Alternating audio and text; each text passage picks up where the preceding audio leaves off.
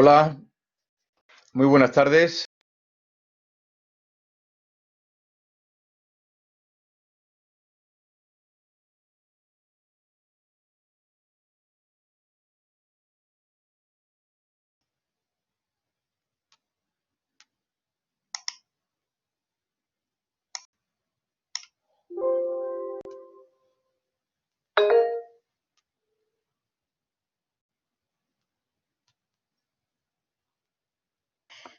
Disculpamos, no se te escucha. Activa el micrófono, por favor, gracias. Sí, buenas tardes. Buenas tardes. Mi nombre es Samuel García, soy director general de Andalucía en el Exterior y quiero daros la bienvenida a este webinar dedicado a uno de los episodios más fascinantes de la historia de España, donde Andalucía tuvo un papel protagonista, la primera vuelta al mundo.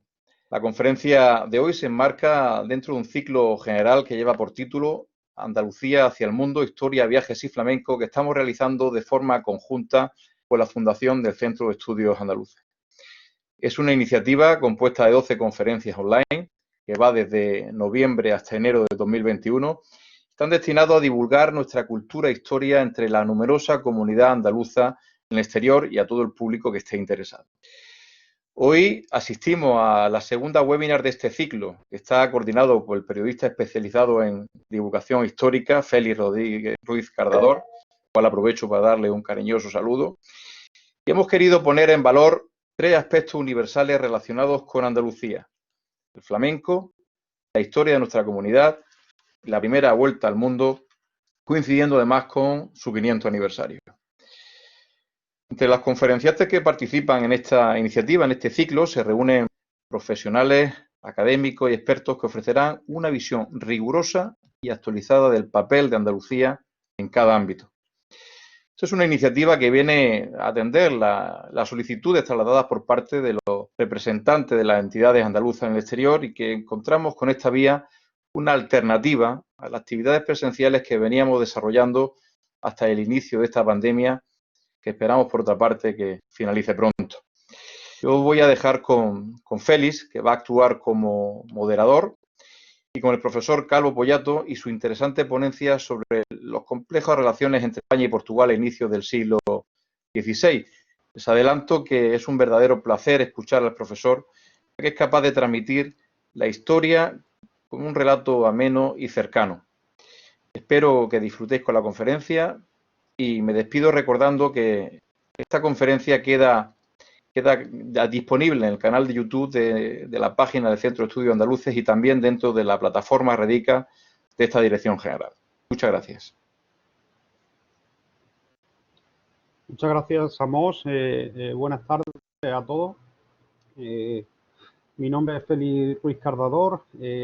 Como ha dicho Amos, soy periodista especializado en divulgación histórica y hoy es un día para nosotros, bueno, veníamos trabajando desde hace tiempo en este ciclo, un ciclo dedicado a la historia de la primera circunnavegación del mundo. Lo primero que quiero hacer es agradecer tanto a la Dirección General de Relaciones de los Andaluces con el Exterior y a su director, a Amos García, su apuesta por este ciclo, ¿no? Por esta iniciativa que trata de divulgar nuestra historia, porque aprender de nuestro pasado siempre nos ayuda a encarar nuestro futuro, y a la Fundación Pública Andaluza Centro de Estudios Andaluces y a su director gerente, Tristán Pertíñez, también por su apuesta.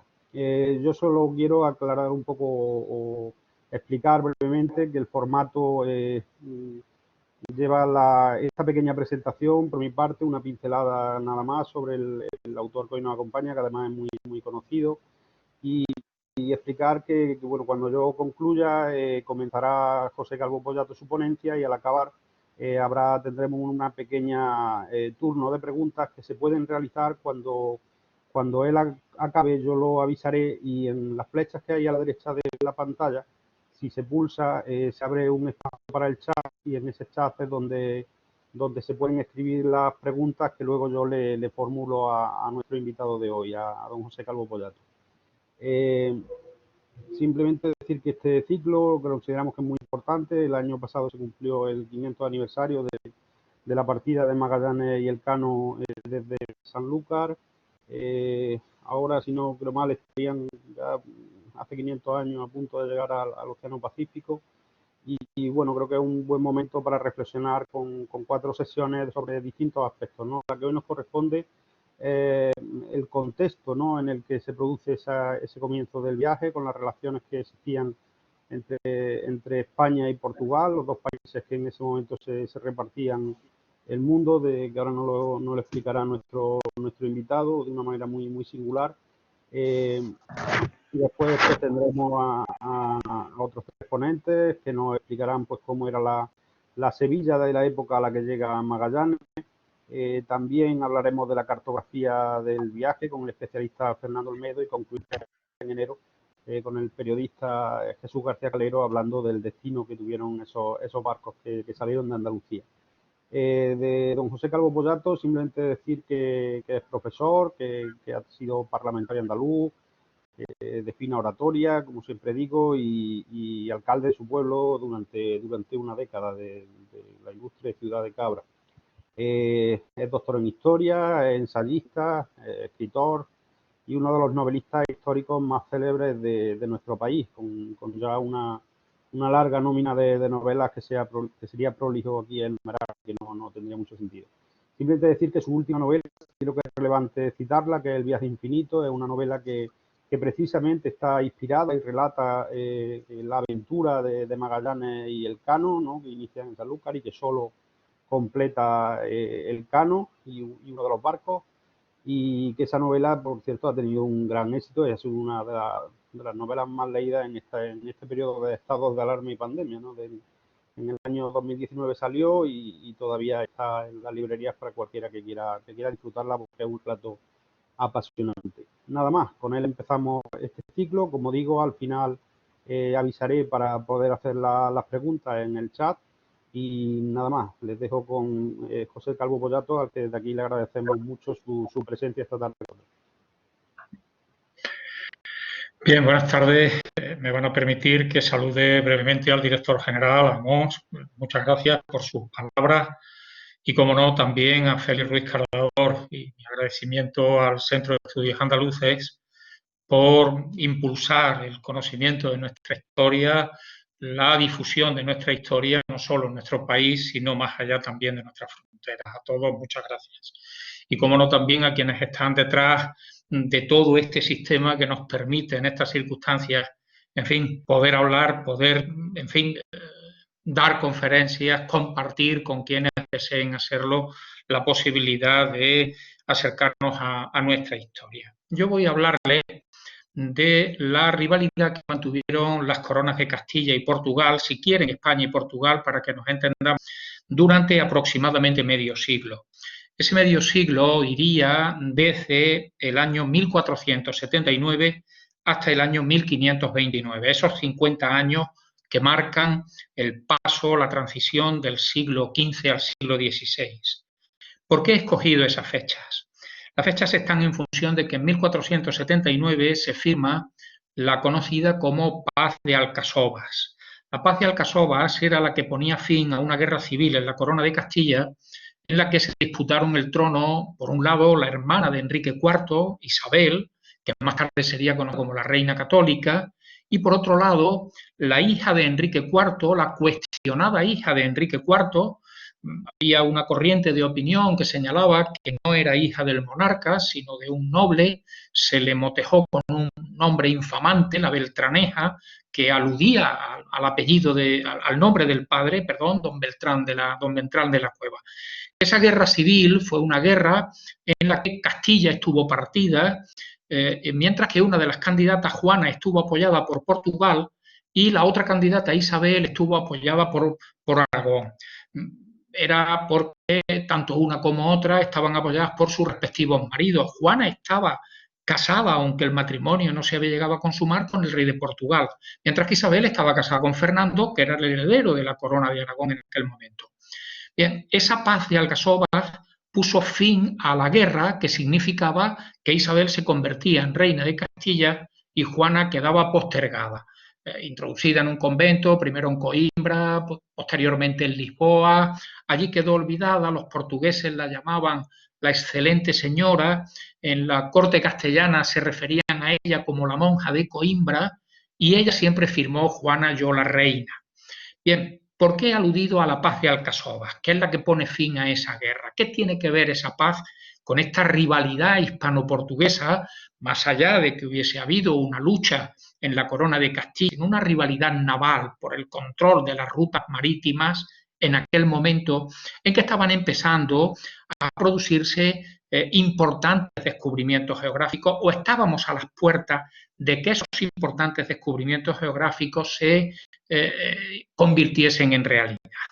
Pues lo he hecho porque la paz de Alcasovas tiene un apartado que ha sido menos estudiado, menos divulgado, por decirlo de alguna forma, por parte de los historiadores, que tiene un importante contenido desde el punto de vista de esa rivalidad náutica, de esa rivalidad naval.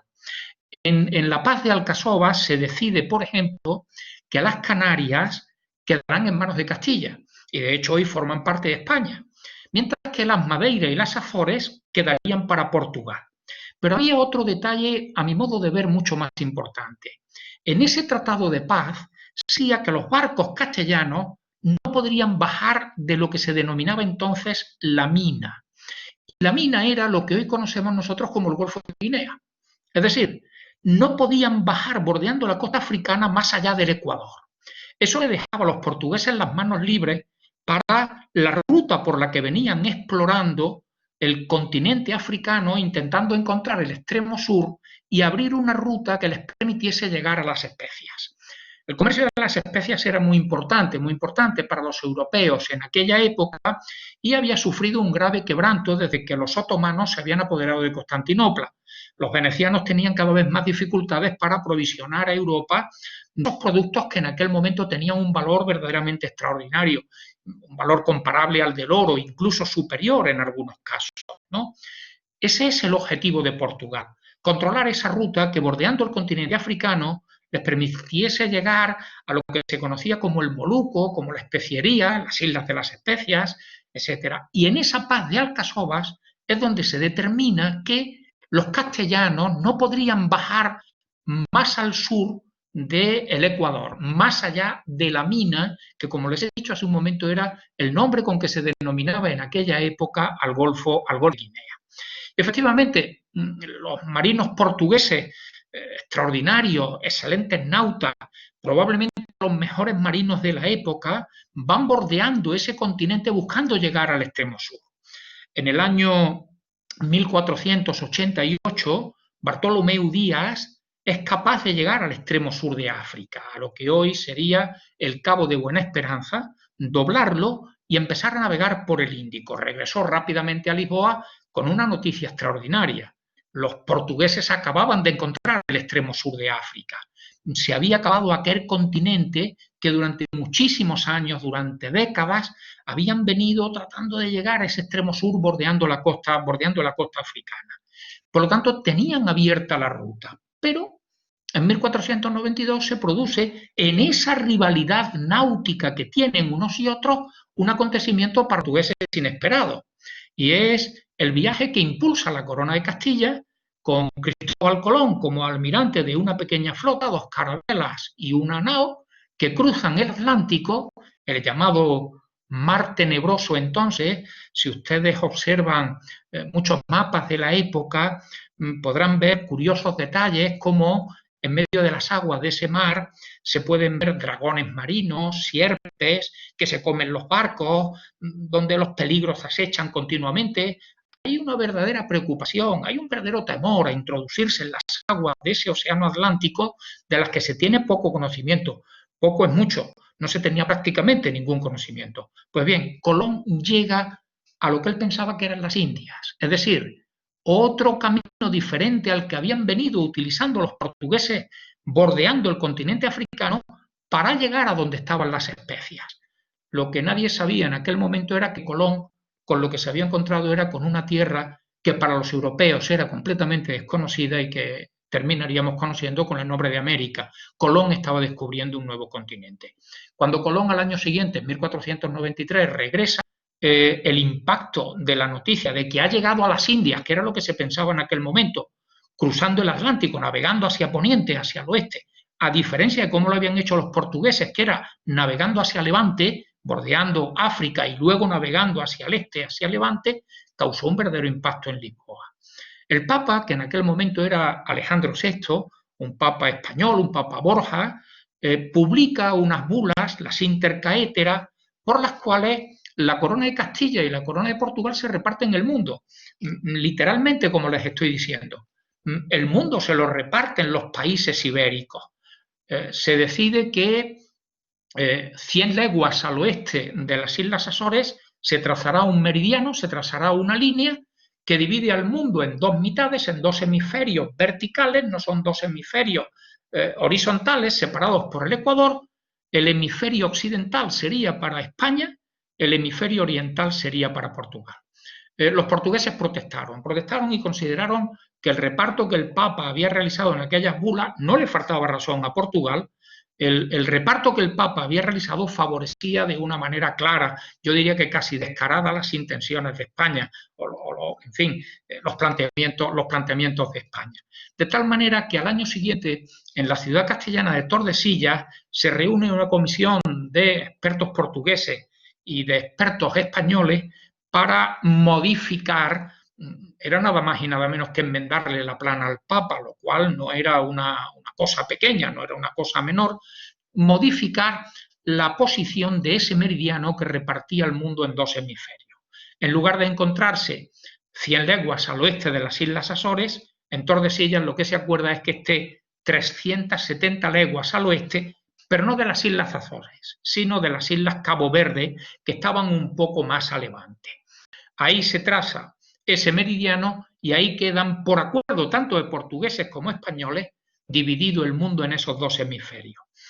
Señalaré en este momento, quizá aluda alguna vez más a lo largo de mi intervención, a que el espionaje en aquel momento estaba a la orden del día. Hoy sabemos, por ejemplo, que los portugueses tenían una red de espías en la corona de Castilla tan impresionante que cada día que sus representantes llegaban a las reuniones en Tordesillas tenían información de lo que habían decidido los castellanos la víspera antes, es decir, sabían cuáles eran los planteamientos que los representantes de Castilla iban a poner sobre la mesa, le proporcionó una serie de ventajas.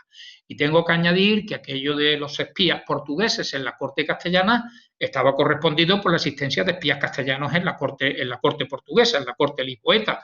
Lo que quiero señalarles con esto es la enorme importancia de esa rivalidad, de ese poder controlar las rutas marítimas y poder controlar también los elementos que les permitían moverse por ellas, como era, por ejemplo, el caso de disponer de buenas cartas de marear, de disponer de cartógrafos que tuvieran información suficiente para elaborar los mapas en la época.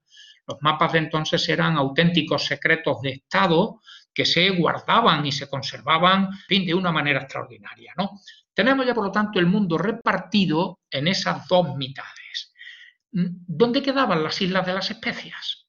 Que estaban en el otro extremo del mundo, en el fin del mundo, que se podría decir desde Europa. Pues no se tenía claro. Era muy difícil poder medir la longitud en aquella época. Lo mismo que los marinos tenían instrumentos lo suficientemente adecuados como para poder medir la latitud, contaban con astrolabios, con ballestillas, podían también orientarse tanto de día como de noche.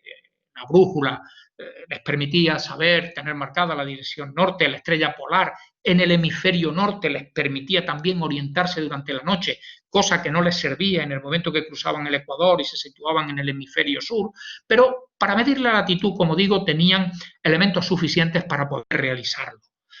Sin embargo, la longitud, que era lo que aquí era fundamental, es decir, la distancia a ese meridiano, porque claro, trazado el meridiano a 370 leguas al oeste de las Azores, había que medir 180 grados y aparecería un contrameridiano que era el que completaba la circunferencia para dividir el mundo.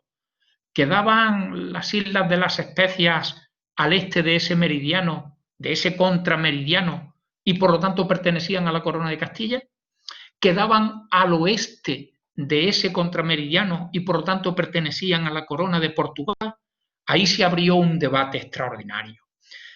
Tanto Castilla como Portugal, tanto España como Portugal, que se han repartido el mundo, van a establecer sendos centros de investigación, de náutica, de cartografía, de astronomía, incluso de astrología, a la que se le daba entonces el carácter de ciencia. Me estoy refiriendo, para el caso de España, de la sevillana Casa de la Contratación. En el año 1503, los reyes deciden establecer allí un centro que se encargue de controlar todos los aspectos relacionados con lo que eran los viajes a ultramar, todos los aspectos relacionados con lo que eran los viajes a India, quién podía embarcar, quién no, cómo se hacían las cartas de navegación, cómo se elaboraban los mapas, cómo se tenía conocimiento de los descubrimientos geográficos. Es decir, todo lo relacionado con ello va a tomarse como centro Sevilla, que es un puerto fluvial. Está un tanto al interior, se necesitan algunas jornadas para bajar a la desembocadura del Guadalquivir, a la ribera de ese Guadalquivir, donde está el puerto de Sevilla. Se ha escogido porque está al abrigo de posibles ataques. Los piratas berberiscos, que eran un peligro considerable para las costas españolas, tenían problemas muy serios para poder llegar hasta Sevilla. Sevilla, repito, en ese sentido, era un puerto protegido y es una de las razones por las cuales los reyes escogen Sevilla como lugar, digamos, de cabecera de las Indias. De allí van a salir, van a llegar las flotas, se va a controlar todo ese comercio y se va a establecer incluso un monopolio, ¿no? Los portugueses hicieron algo parecido, o mejor dicho, los castellanos hicieron algo parecido a lo que habían hecho los portugueses, porque el equivalente a la casa de contratación castellana es lo que los portugueses llamaron la Casa da India. La Casa da India tenía la misma función o parecidas, muy parecidas funciones a las que tenía la Casa de la Contratación sevillana. Allí se formaban los pilotos, allí trabajaban los cartógrafos, allí se elaboraban los mapas, se preparaban las cartas de marear, se recibían las noticias de las expediciones portuguesas para tener conocimiento de todo ello. Por lo tanto, fíjense que en esta rivalidad entre España y Portugal se están adoptando posiciones, digamos, comunes a la hora de poder trabajar, a la hora de poder llevar adelante los diferentes proyectos que a ellos les podían interesar. Y claro, aprovecho ya también para decir que una vez que se ha instalado la Casa de la Contratación en Sevilla y Sevilla se convierte en la puerta de las Indias, el papel de Andalucía en todo este proceso va a ser un papel verdaderamente extraordinario. Más allá de que los marinos andaluces de los puertos de la costa atlántica andaluza eran algunos de los marinos también más experimentados de su época. Antes me he referido a la elevada capacidad de los marinos portugueses, esos que habían bordeado el continente africano. También a la elevada capacidad de los marinos andaluces. Piénsese el papel que desempeñaron, por ejemplo, marinos onubenses como Vicente Yáñez, como Martín Alonso en la expedición que realizó Cristóbal Colón, o como serán luego muchos marinos portugueses, o extranjeros afincados en Andalucía, el caso de Caboto, el caso de los dos Vespucios, de Américo y de Sebastiano, que van a vivir en Sevilla, algunos casados con sevillanas y que se van a afincar precisamente aquí. Estamos hablando de los pilotos más importantes de la época, de los cartógrafos más importantes de la época y de algunos de los exploradores también más importantes de la época. Quedaba, como les he dejado planteado, cuál era la posición de las Islas de las Especias.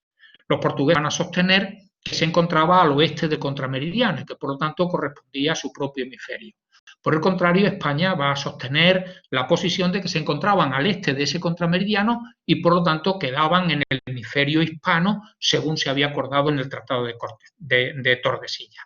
Y aquí va a comenzar una presión muy fuerte, una tensión muy fuerte entre unos y otros. ¿Cuál es el objetivo de los portugueses?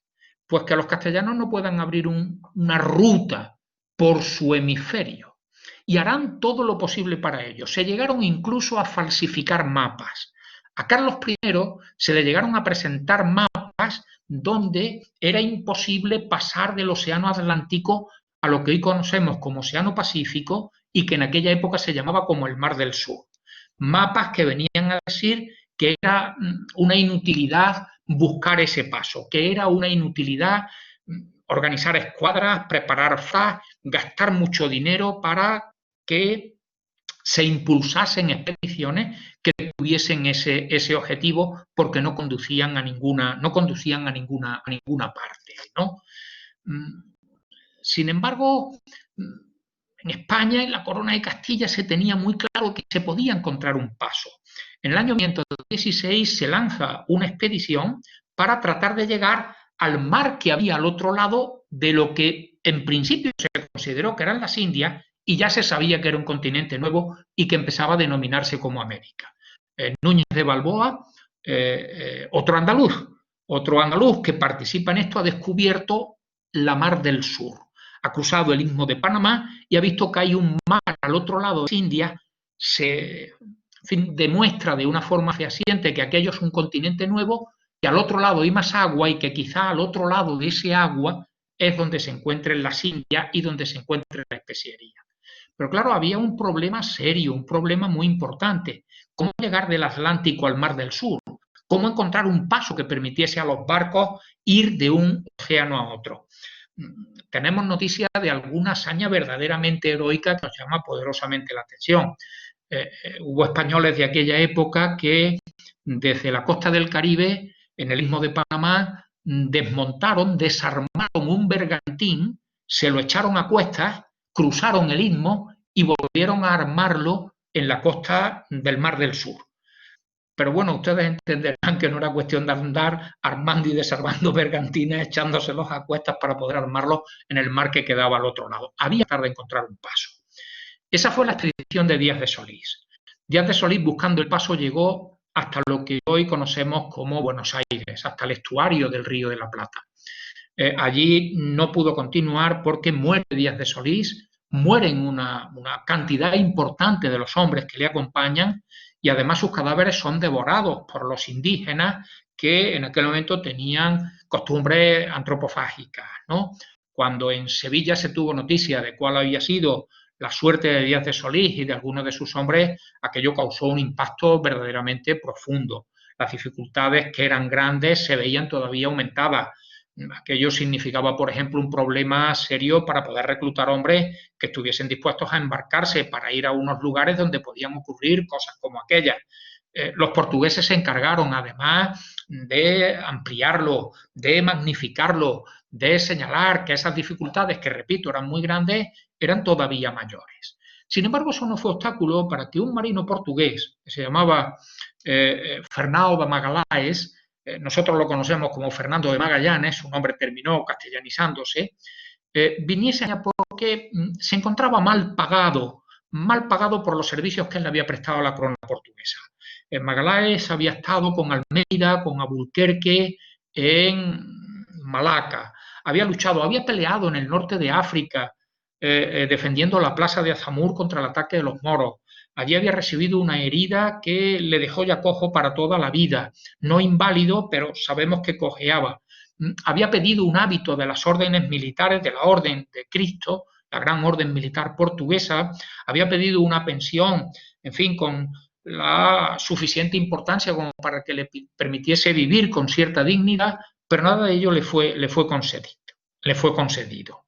Eso hizo que Magallanes recalase en Sevilla, terminase casándose con una sevillana, con Beatriz de Balbosa, que era la hija del teniente de alcalde de los Reales Alcázares de Sevilla, y que presentase al emperador, todavía no lo era rey de la monarquía hispánica, a Carlos I, pudiese ir a Valladolid y con el apoyo de algunos prohombres sevillanos, por ejemplo, el tesorero de la Casa de la Contratación, Sancho Matienzo, su suegro, que era Barbosa, el teniente alcalde de los Reales Alcázares, como he dicho, le abrieron las puertas o ayudaron a abrirle las puertas de la corte. El que era secretario de Indias entonces, Juan Rodríguez de Fonseca, le abren las puertas y puede firmar unas capitulaciones con Carlos I, en virtud de las cuales Carlos I se compromete a organizar una expedición, una flota de 5 barcos. El objetivo, fíjense, y esto me parece que es uno de los nudos gordianos de mi intervención, con el objetivo de encontrar el paso que permitiese ir de las aguas del Atlántico a las del Mar del Sur y abrir una ruta que permitiese llegar por el hemisferio hispano a las Islas de las Especias. Y por añadidura también poder determinar dónde estaban esas Islas de las Especias, de las cuales Magallanes estaba convencido de que se encontraban en el hemisferio nuestro, en el hemisferio hispano, ¿no? quiero poner el énfasis en esos 3 objetivos fundamentales porque si ustedes estudian, leen simplemente las capitulaciones que se firman en marzo de 1518 en Valladolid y que son las que dan vía libre a esta expedición, no se habla para nada de dar la vuelta al mundo. Es más, en esas capitulaciones lo que se está produciendo, lo que se está poniendo, se está señalando de forma taxativa es que no se puede dar la vuelta al mundo. Está prohibido. Está prohibido porque Carlos I ha dicho que una vez que se llegue a las Islas de las Especias, el tornaviaje, es decir, el viaje de regreso, se haga por el mismo camino por donde se ha ido. Es decir, se siga por aguas del hemisferio hispano, que no se entre en aguas del hemisferio portugués. Carlos I no quería problemas con Portugal en aquel momento. Piénsese que está negociando el matrimonio de su hermana, de la infanta Catalina, con el rey de Portugal, y que muy pronto va a empezar a negociar también su propio matrimonio con la bellísima Isabel de Portugal. Él está estableciendo relaciones, además, el rey de Portugal es su sobrino. Por lo tanto, hay relaciones familiares que se van a intensificar precisamente con estos matrimonios. Carlos I, que va a defender la posición hispana, la posición para España en el hemisferio español de las Islas de las Especias, no quiere, sin embargo, problemas con Portugal y lo que dice es que una vez llegado a ese objetivo, los barcos regresen por el mismo camino por el que han marchado para ir. Por lo tanto, cuando muchas veces se ha hablado de la primera vuelta al mundo dada por Magallanes, en fin, yo creo que no responde a la realidad, ni muchísimo menos porque Magallanes tenía explícitamente prohibido, según esas capitulaciones, haber navegado por el hemisferio portugués y haber completado la vuelta al mundo, que luego la dará Juan Sebastián Elcano. Esa escuadra se va a aparejar en el puerto de Sevilla, esos 5 barcos que van a salir con esos objetivos que acabo de señalarles, vendrán de los puertos del norte, puertos cantábricos, son barcos que se han construido en astilleros, en las atarazanas, como se llamaba entonces, del norte de la península, van a venir a Sevilla y en Sevilla van a ser aparejados, es decir, van a ser sus cascos calafateados, se le va a renovar el velamen, se van a preparar en definitiva para acometer una expedición importante. Se trata de 4 naos y una carabela. Hay quien dice que eran 2 carabelas y 3 naos. Bueno, para el caso viene a ser lo mismo. 5 barcos que van a estar tripulados por unos 250 hombres. También tenemos cifras que difieren de unos casos a otros. Hay quien habla de 236, hay quien habla de 239, hay quien eleva la cifra hasta los 250, en torno a 250 hombres que van a servir esos 5 barcos. Van a aparecer como capitanes de esos barcos, Juan de Cartagena, por ejemplo, el capitán Mendoza, Gaspar de Quesada, van a ser capitanes. Pero el almirante es Magallanes. Juan de Cartagena aparecerá como veedor. Un veedor en la época era como una especie de inspector. Juan de Cartagena tiene un nombramiento regio, un nombramiento real, que de alguna manera viene a señalarnos que sí, que el rey, que Carlos I había firmado esas capitulaciones con Magallanes, pero Magallanes no dejaba de ser portugués. Por lo tanto, le tiene que poner a un español, a Juan de Cartagena en este caso, para que lo vigile, para que de alguna manera ejerza un cierto control. Y desde el primer momento aparecieron tensiones muy fuertes entre Magallanes y Juan de Cartagena. El desarrollo del viaje que se había previsto para 2 años y para eso se había acumulado una cantidad importante de comida, se había embarcado pues, la comida que podía embarcarse en la época en que los sistemas de conservación eran muy elementales, donde, en fin, dicho en términos actuales, ni había frigoríficos ni había latas de conserva, por lo tanto, ¿qué podían embarcar? Bueno, pues podían embarcar salazones, pescado en salazón, podían embarcar queso curado, queso en aceite, queso metido en manteca, podían embarcar legumbres, podían embarcar vino, que entonces tenía la consideración de alimento, muchísimo vinagre, que era un desinfectante magnífico y de los pocos que podían existir en la época, y desde luego también embarcaban alimentos frescos para comerlos en las primeras semanas de navegación. Incluso se llegaban a embarcar animales vivos que se sacrificaban durante la ruta, durante el viaje, y Aquello le permitía tener una alimentación fresca, una alimentación en condiciones, al menos las primeras semanas, ¿no? Hay un detalle muy curioso, no me voy a detener porque el tiempo se nos va escapando, pero el hecho es que esa flota parte de Sevilla el día 10 de agosto de 1519. Baja por el Guadalquivir hasta Sanlúcar de Barrameda, la desembocadura del río, y en aquella época el tiempo que se tardaba en que las escuadras bajasen de Sevilla hasta Sanlúcar de Barrameda era de 2 jornadas. Es decir, que el 12 de agosto la flota que manda Magallanes está ya en la desembocadura del Guadalquivir, preparada para salir a mar abierto. Sin embargo, esa flota permanecerá en Sanlúcar de Barrameda el 20 de septiembre. Es una cosa que no tiene lógica. No tiene lógica porque ¿qué ocurría con los alimentos frescos? ¿Qué ocurría con la comida? Había que darle de comer a esos 2,5 centenares de marinos que constituyen las tripulaciones de estos barcos. ¿Por qué ha quedado detenida esa flota? ¿Por qué esa flota está casi 40 días allí apartada? Félix Ruiz Cardó, antes aludido a una novela que yo publiqué el año pasado con una editorial norteamericana, HarperCollins, en La Ruta Infinita, en la que, en fin, doy mi propia versión de por qué está parada. Pero la verdad es que los historiadores no sabemos exactamente por qué la flota estuvo allí parada. Eso es muy bueno para un novelista. Cuando se escribe una novela histórica hay que ser fiel a los hechos históricos, si no será otra cosa, no será una novela histórica, será una novela pero no será una novela histórica.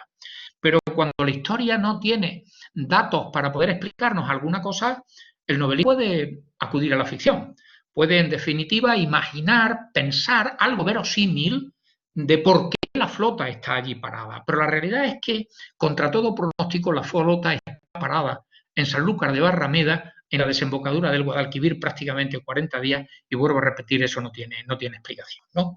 Bueno, esta expedición terminará cubriendo prácticamente todos los objetivos que tenía. No me puedo detener en explicar muchos detalles de lo que fue la expedición de Magallanes y que culminaría Juan Sebastián Elcano. Pero sí decirles que hay una de las naves pequeña, la más pequeña, la Carabela, la que yo creo que era la única Carabela, la Santiago, que en una tormenta se hunde en las costas de lo que hoy es Argentina.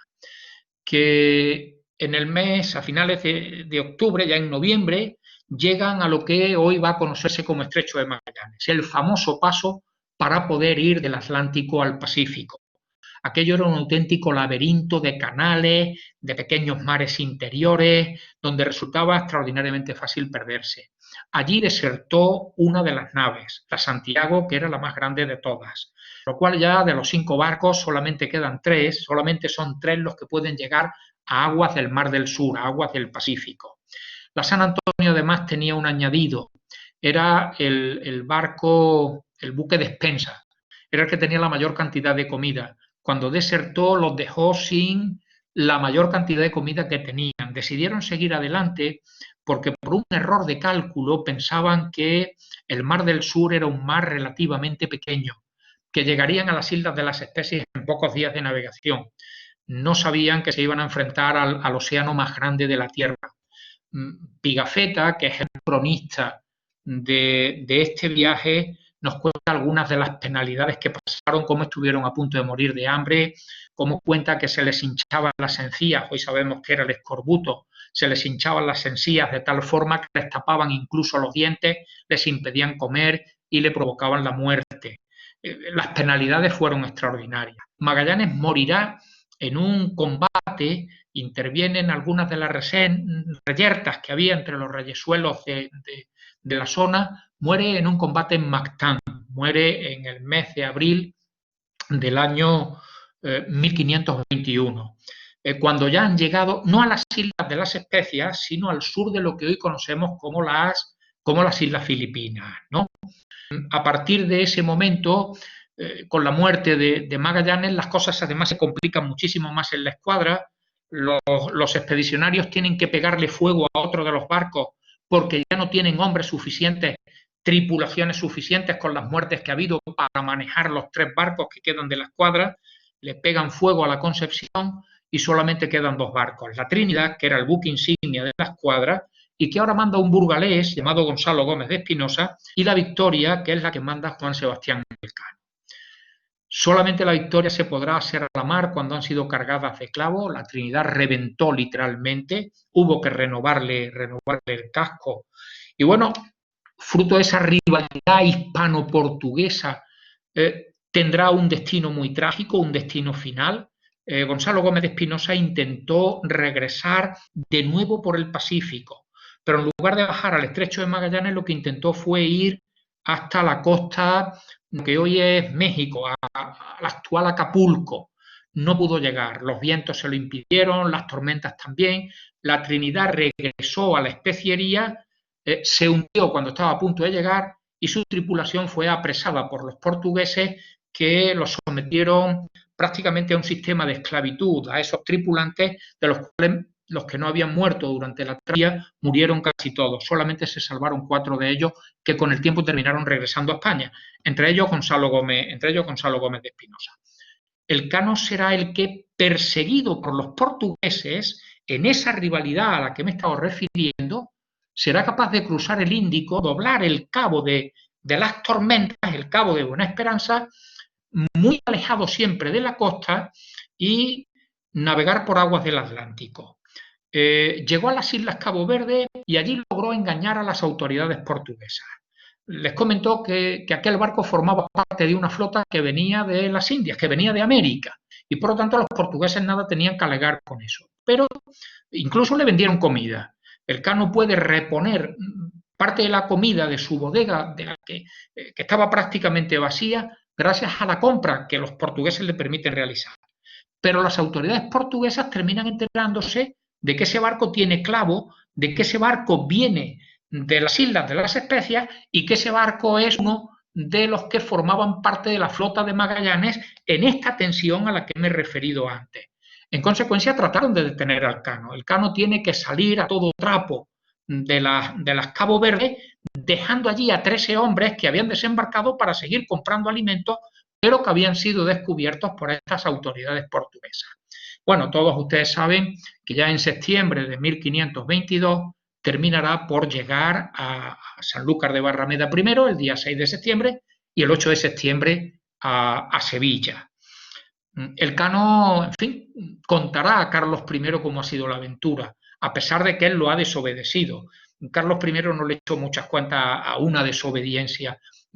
Alguna vez le he dicho a mis alumnos que desobedecer a un rey en el siglo XVI era cosa muy seria, desde luego bastante más seria que desobedecerlo en nuestro tiempo, según estamos viendo, ¿no? Era cosa seria, era cosa importante, pero Carlos I no se lo tuvo en cuenta, Elcano. Le recompensó con un escudo de armas, otorgándole una importante pensión, una pensión de 500 ducados anuales, por cierto, no se la pagaron nunca, pero bueno, la concesión del rey sí estaba ahí, otra cosa es que se la hicieran efectiva, que vuelvo a repetir, no se la hicieron efectiva nunca.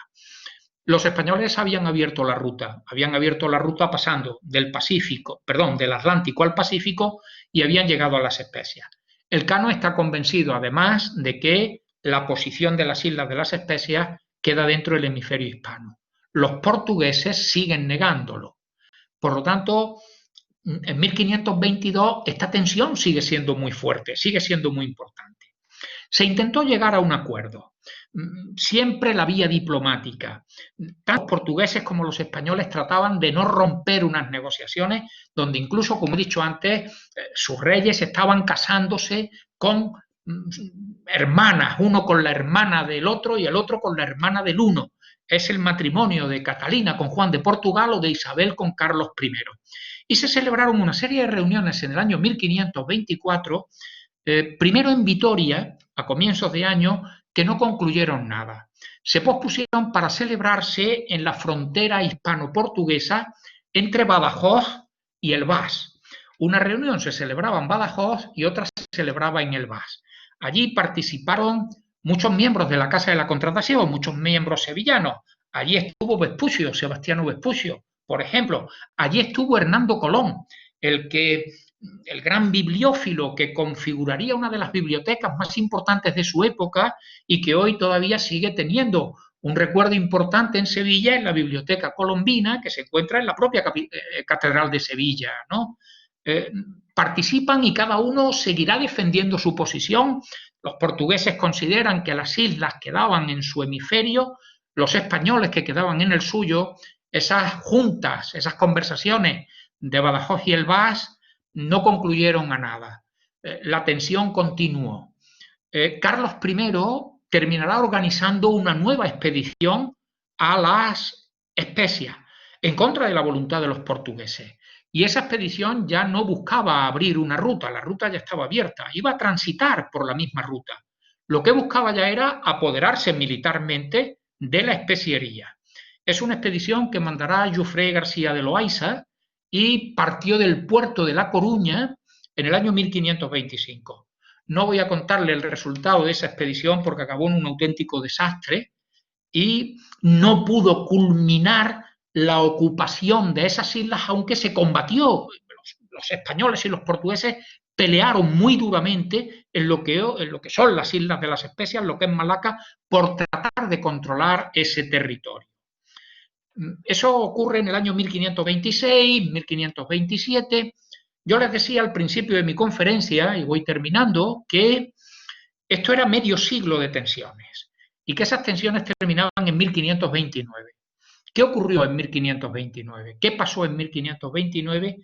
Y que pone un final a este medio siglo que yo, de una manera muy rápida, he tratado de pergeñarle de cómo se planteaban las posiciones de una y otra corona, las posiciones de unos y otros marinos, el papel incluso que había tenido la Sevilla de aquella época, Andalucía en general y Sevilla en particular, en estas tensiones y en estas expediciones. Pues ocurre, o lo que ocurrió en 1529 es que Carlos I, que siempre anduvo, vamos a decir, corto de dinero, todavía se pueden leer con extraordinario aprovechamiento la obra del profesor Carande, de don Ramón, que catedrático de la Hispalense, su libro Carlos V y sus banqueros. Carlos I para nosotros estuvo siempre en manos de los banqueros genoveses, banqueros alemanes, los Fugger, etcétera, ¿no? Anduvo siempre mal de fondos. ¿Qué acuerda encontrándose en Zaragoza en aquel momento para poner punto final a esto? Bueno, pues considerando que las Islas de las Especias estaban en el hemisferio hispano, está dispuesto a cedérselas a Portugal a cambio de que le paguen 300.000 ducados. 350.000 ducados exactamente.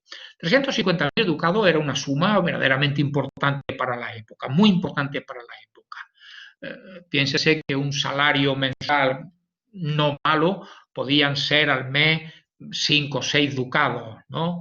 Que al cabo del año podrían ser 60, 70, 80 ducados. Bueno, pues piensen ustedes ya lo que eran 350.000 ducados con esa referencia que acabo de darle.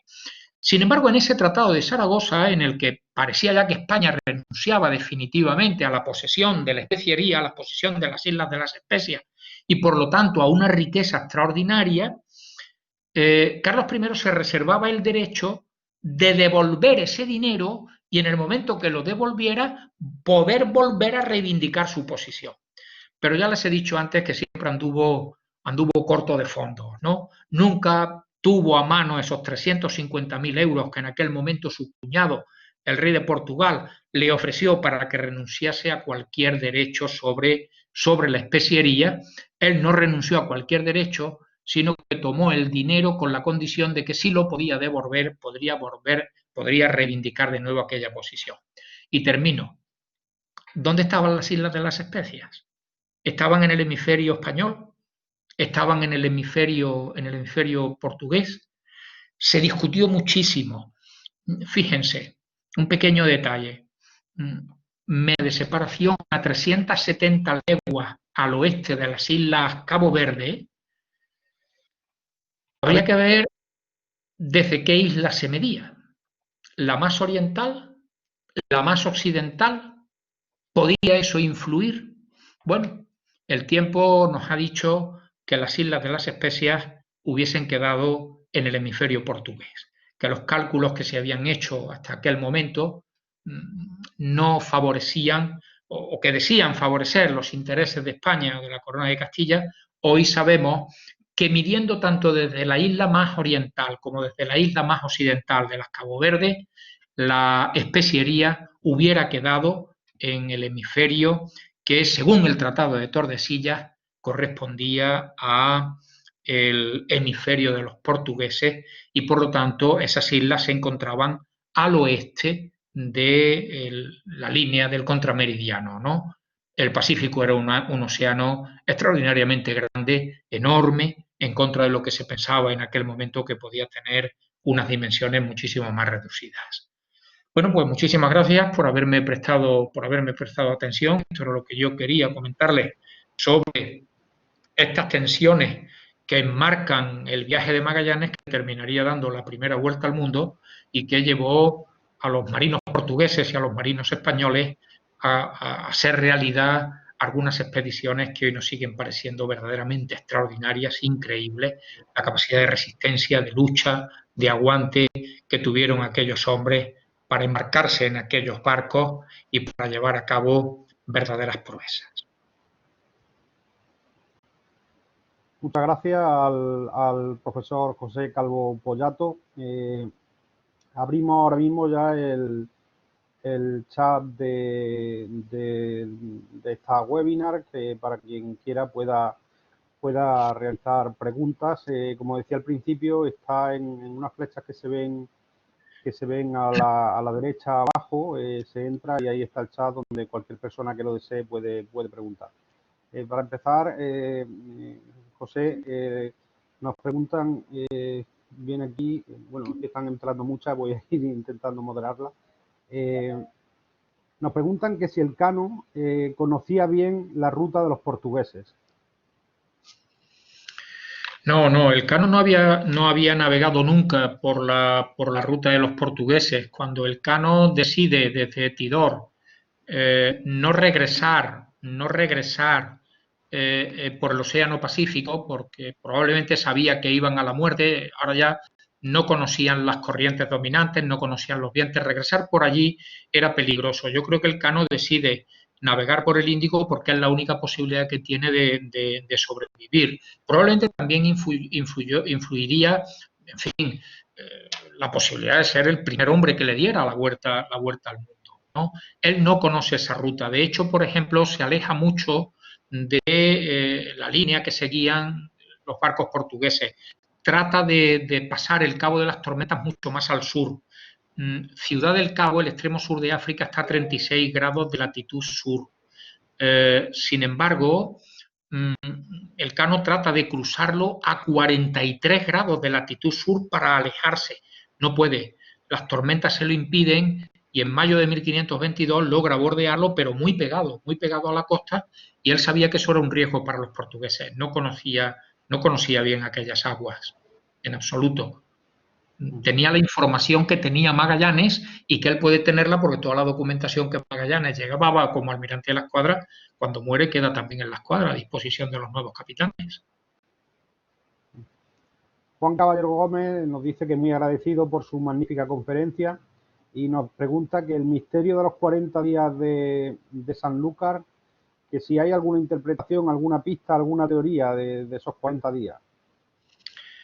Bueno, se han dado varias interpretaciones. Una en aquel tiempo, pero a mí me parecen todas poco consistentes, dicho sea ya de paso, ¿no? Una de las que se han dado es que el tiempo no favorecía a la posibilidad de hacerse a la mar. Los barcos eran barcos de vela. El mar no ofrecía las mejores condiciones, pero 40 días seguidos a mí me parecen muchos días para mantener esa situación.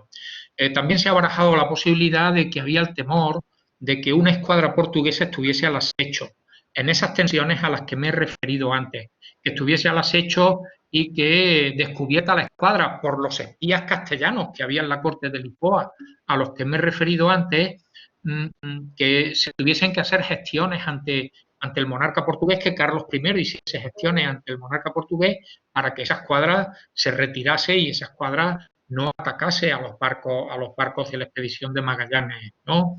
En fin, se han barajado algunas teorías en ese sentido. Yo he puesto un par de ellas, ¿no?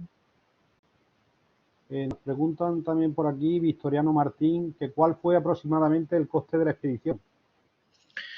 La expedición costó algo más de 8 millones de maravedíes. Aparejar los barcos, preparar los barcos, la comida para todas las tripulaciones, etcétera, etcétera. Para información diré que, como antes me he referido a los ducados, les diré que el sistema monetario castellano señalaba que 34 maravedíes era un real y 11 reales un ducado. Es decir, 374 maravedíes eran un ducado. Bueno, pues se gastaron, en realidad se contaba siempre por 375. 8 millones y pico de maravedíes, pueden hacer la cuenta en ducado. Añadiré también que el valor del clavo que la Victoria traía en sus bodegas superó los 8 millones y pico, es decir, la empresa desde el punto de vista económico resultó rentable. Cuando se vendió el clavo que venía en las bodegas de la Trinidad, valió más que todo lo que costó preparar la escuadra entera. Eso también nos da una idea del extraordinario valor que el clavo tenía, las especias en general. Encadenada con esa pregunta, Antonio Casas nos pregunta que cuánto costaba un kilo de clavo y que cuál era la especia más valorada o más valiosa en ese momento. Bueno, las especias eran todas valiosas, lo que pasa es que se podían utilizar para diferentes fines. Hoy, por ejemplo, pensamos siempre que las especias se utilizarían para condimentar, para aderezar la comida, ¿no? Hoy cuando vamos al mar nos resulta un poco increíble que las especias tuviesen ese valor cuando vamos a la tienda de la esquina y compramos un bote, no sé, de pimienta por €1 o compramos un bote de clavo por €1, por muy poco dinero, ¿no? En aquella época tenían un valor extraordinario, primero porque poder traerlas costaba muchísimo. Ya hemos hablado de lo que suponía hacer un viaje al otro extremo del mundo. En segundo lugar, porque además tenían otro valor extraordinario. Eran un magnífico conservante. Podían incluso tapar los malos olores que los alimentos podían tener. Alimentos que no se podían conservar mucho tiempo terminaban oliendo mal. Muchos de quienes estén asistiendo a la conferencia sabrán que todavía hay gran cantidad de personas que suelen echarle limón al pescado. Eso era una costumbre que se hacía para tratar de disimular el mal olor que podía tener el pescado cuando los sistemas de conservación no permitían que se conservara en condiciones. Entonces las especias eran un conservante muy importante y en ese sentido tenían un valor extraordinario. Yo no sabría decir cuál es la especia que era más valiosa. Probablemente el clavo por las aplicaciones que tenía, y su valor superaba el del oro en la época. Pregunta aquí Rocío que cuántos viajes se hicieron posteriores a la isla de las especias antes de que se vendieran, entre comillas, a Portugal con ella, y que si fueron igual de trabajosos. Por parte de España, por parte de Carlos I, vamos a decirlo así, impulsada por el rey, hay otra expedición. Hay más expediciones intentando buscar pasos. Por ejemplo, Esteban Gómez, que era el piloto de la San Antonio. La San Antonio era el barco que desertó, el que llevaba la comida y regresó a España. El piloto de ese barco, era Esteban Gómez, que era un portugués castellanizado, trató de encontrar el paso por el norte. Buscar un paso para el Mar del Sur, pero en lugar de hacerlo por el extremo meridional del continente, hacerlo por el norte. Evidentemente no lo encontró, ¿no? Y se hizo una expedición, la de Jufré García de Loaiza, que zarpa, como he dicho, en 1525 y que no cubrió los objetivos con las que iba trasladada. En época de Carlos I no se hará ninguna otra expedición más que esa, y ese intento fracasado también de buscar el paso por el norte de Esteban Gómez. La de García de Loaiza y la de Esteban Gómez intentando encontrar el paso por el norte. José Prieto nos pregunta que con la perspectiva histórica, que si Magallanes fue reivindicado como portugués por el pueblo luso o quedó proscrito para siempre allí. ¿Cuál ha sido la relación de Portugal con Magallanes? Que creo que es singular. Bueno, este año el gobierno portugués lo ha reivindicado mucho. Llegó incluso a reivindicar que la primera vuelta al mundo era una hazaña portuguesa. Efectivamente había más portugueses, no estaba Magallanes solo, había muchos más marinos portugueses en las tripulaciones de esos barcos. Llegó a haber tantos, yo creo que pudieron alcanzar el medio centenar, la cifra no puede tampoco asegurarse, pero medio centenar suponía el 20% que en Sevilla llegó a hablarse de la flota de los portugueses. En fin, el lenguaje coloquial, ¿no? Se hablaba de la flota de los portugueses. Pero en fin, la expedición, por quien está impulsada por Carlos I, barcos españoles que parten bajo pabellón español, etcétera, etcétera, ¿no? Bajo las armas de Castilla en aquella época. Y la historiografía portuguesa ha considerado tradicionalmente a Magallanes como el prototipo de traidor. Es decir, Magallanes está intentando encontrar un paso y abrir una ruta que lo que hace es, en esas tensiones entre los dos reinos, darle posibilidades a España, ¿no? Si leemos libros, en fin, tradicionales de Portugal, Magallanes no suele salir muy bien parado. Pero, en fin, esto de ser traidor muchas veces no solo es cuestión de geografía, sino también del tiempo. Yo he comentado en alguna ocasión que hace poco, un par de años, estando en Zamora, pues me hablaban de Bellido Dolfo como el gran héroe zamorano, y Bellido Dolfo ha sido un poco también el prototipo de traidor en nuestra historia, el que mató a Sancho II cuando estaba intentando apoderarse de la ciudad de Zamora, ¿no? Bueno, el gobierno portugués ha reivindicado a Magallanes este año en ese planteamiento que comentaba hace un momento. Nos preguntan aquí, enlazando dos preguntas que preguntaba, a ver, esto se mueve, vamos a ver si... Elías Cervelló nos preguntaba si el clavo que traían se lo quedaron los 18 tripulantes o fue para el rey. Y Gloria Encadenando nos pregunta que si en verdad fueron bien recompensados esos 18 tripulantes, ¿no? Bueno, el clavo, cuando un barco llegaba al puerto de Sevilla, lo primero que se hacía era que lo visitaban los funcionarios de la Casa de la Contratación, que ya hemos dicho que eran quienes controlaban todo lo relacionado y, por supuesto, el comercio con las Indias.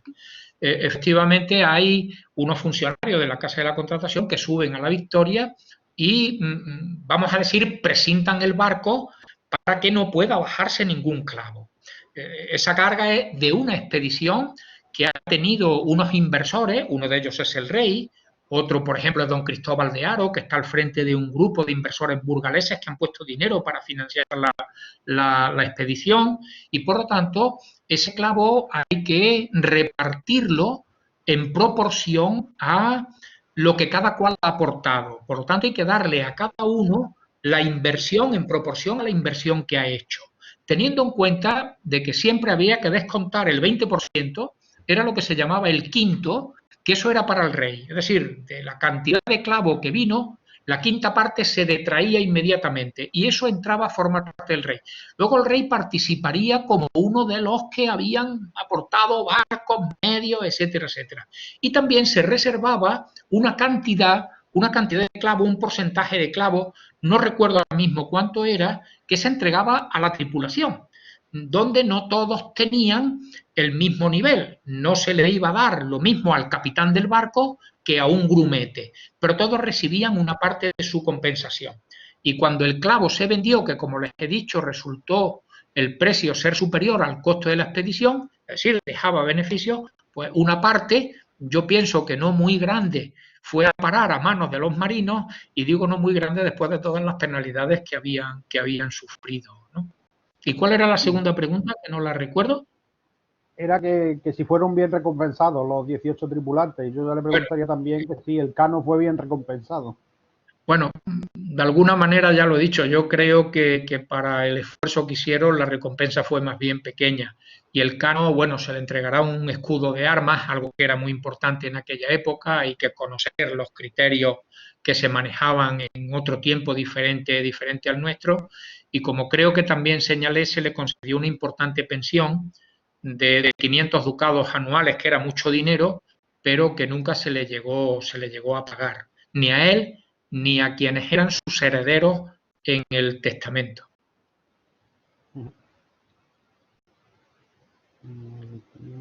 Ya acabamos la última pregunta, ya se ha cerrado el chat porque completamos ya la hora que estaba prevista para esta sesión. Con una pregunta que no va tanto al historiador sino al novelista. Nos dice Enrique Reyes: muchísimas gracias por la presentación, profesor. ¿Tiene pensado continuar con la historia? ¿Qué pasaron los días posteriores a tan importante hazaña? creo que conecta bien y es una buena forma de acabar, porque ya nos lo avanzó en Córdoba hace poco, que algo trama, ¿no? Algo trama. Bueno, yo estoy escribiendo ahora otra novela. Siempre, los novelistas siempre, y los historiadores, bueno, los historiadores en menor medida, pero los novelistas, los escritores siempre, si no andamos maquinando, andamos redactando, si no andamos escribiendo. Y algo de eso vamos a poder sacar el año que viene, ¿no?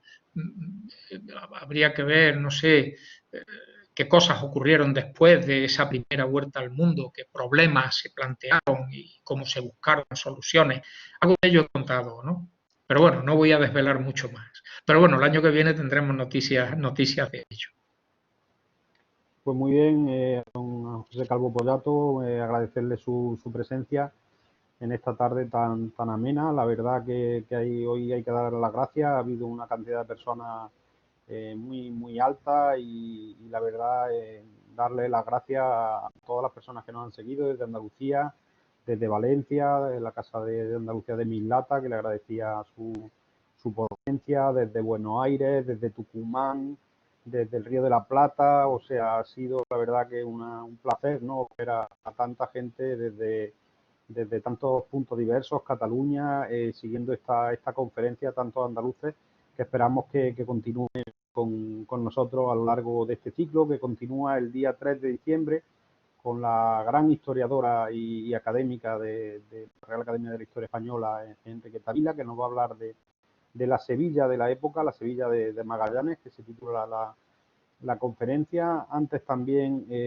esta semana, el jueves, seguimos con otro ciclo para cualquier persona que le pueda interesar, en este caso en el ciclo que llevamos sobre flamenco, que estará el jueves a la misma hora, a las 6. Cualquier persona que se conecte con la web del Centro de Estudios Andaluces lo podrá seguir. Antonio Zoido, el director de la Bienal de Sevilla, que nos va a estar hablando de la relación de la historia de España con el flamenco. La conferencia se titula exactamente El flamenco y la historia de España. Y si no me equivoco, el martes que viene, martes 24, empezaremos otro ciclo distinto, que es el ciclo de la historia de Andalucía más general, y que empezará la directora del Museo Íbero de Jaén, hablándonos sobre la cultura íbera, la presencia de la cultura íbera en Andalucía, que no deja de dar sorpresas en los últimos años arqueológicas, y que se están revelando muchos datos nuevos, ¿no?, sobre la presencia de la cultura íbera y las culturas prerromanas en nuestra tierra. Así que nada más, reiterar de nuevo el agradecimiento a toda la gente que nos ha seguido y que ha puesto aquí un listado de mensajes de enhorabuena al ponente, que ahora se los pasaré porque leerlo sería muy tedioso. Y nada, pues volver a agradecer a la Dirección General de Relaciones con los Andaluces en el Exterior y al centro, a la Fundación de Centro de Estudios Andaluces, la apuesta que están haciendo por esta webinar en estas circunstancias tan complicadas que estamos pasando, no solo en Andalucía ni en España, sino en el conjunto del mundo. Y nada, volver a emplazarles, ya les digo, el jueves a las 6 volvemos con don Antonio Zoido y la relación del flamenco con la historia de España. Buenas tardes a todos y muchísimas gracias por seguirnos. Bueno, buenas tardes. Gracias.